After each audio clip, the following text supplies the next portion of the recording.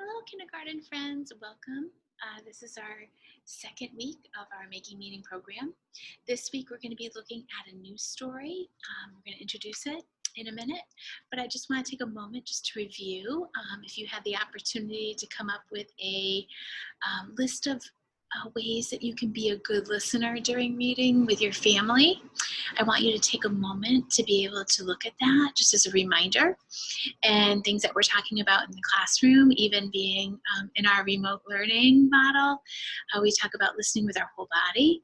So we're listening with our eyes, we're listening with our ears, we're listening with our legs and our feet. Our voices are off so that we're able to take in and listen to the whole story and to our friends around us, okay? And so the story this week is called If You Give a Mouse a Cookie.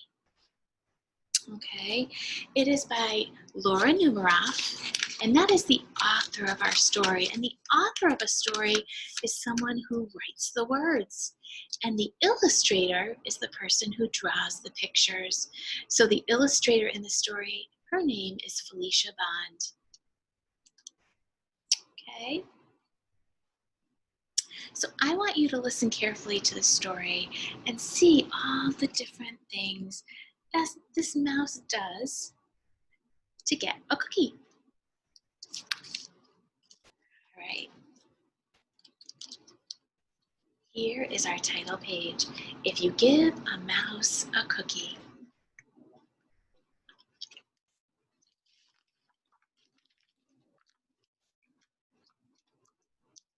If you give a mouse a cookie,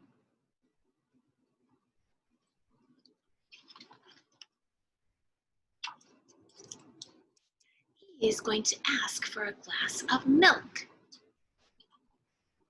When you give him milk,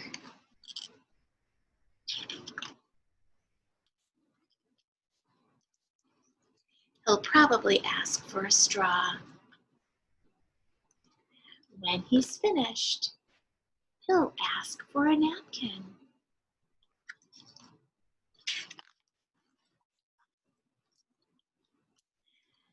Then he'll want to look in a mirror to make sure he doesn't have a milk mustache. Isn't that funny? When he looks into the mirror, he might notice his hair needs a trim. And so trim means he might notice his hair needs to be cut, right? So trim is cut. So he'll probably ask for a pair of nail scissors, right? You don't want to use a pair of real scissors, right? Because they only have a little bit of hair. So the nail scissors would be the right size for the mouse. When he's finished giving himself a trim, he'll want a broom to sweep it up.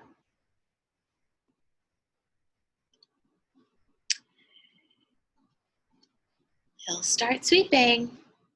He might get carried away and sweep every room in the house.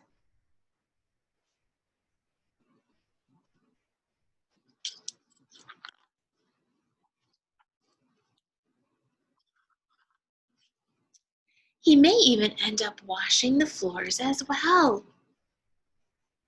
When he's done, he'll probably want to take a nap. And remember the word nap that was in our story, My Friends, last week? And remember we talked about how it meant just to sleep for a little bit of time. It's not a full night's sleep, but just enough to get some rest.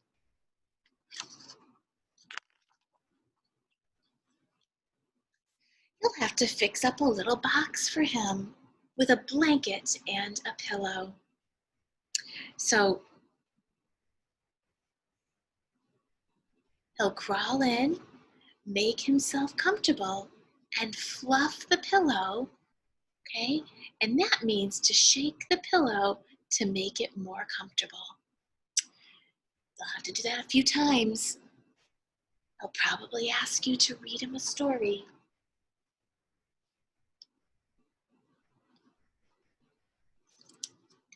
So I want you to take a moment now, and I want you to think about the events that have happened in our story so far. And I want you to see if you can remember maybe the beginning part of our story, what happened at the very beginning. And as the pages went on, and you can take some time to talk with the person that's next to you. And you can pause this video, and once you're done and you've shared your ideas, you can then continue on with the rest of our lesson, okay? So you'll need to read him from one of your books, and he'll ask to see the pictures. When he looks at the pictures, he'll get so excited he'll want to draw one of his own. He'll ask for paper and crayons.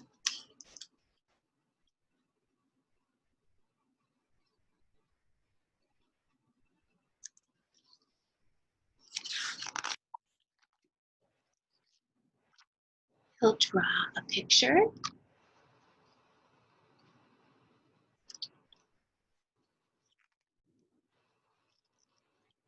When the picture is finished, he'll want to sign his name.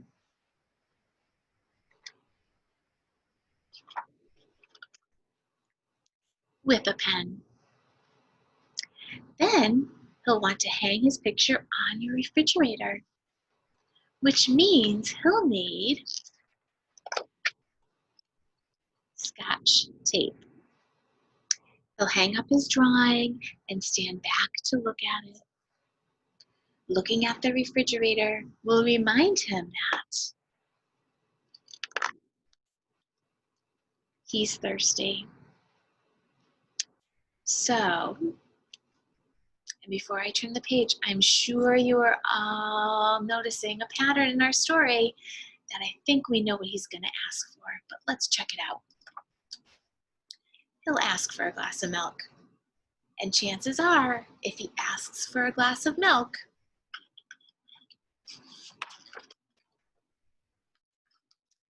he's going to want a cookie to go with it. This is one of my favorite stories. I love this author. I think she has great, great stories. And so I want you to think about, did you think this was a funny story? I sure did. And what part of the story did you think was funny? And there might have been more than one part that you thought was funny. So I want you to take some time to think about that and share that with your person that's with you. And I also want you to think about how you did today during the read aloud. Did you do all the things that we talked about with our whole body listening? So I will see you back here for our next lesson for day 2. So I'll see you tomorrow, and I hope you have a great day. Bye.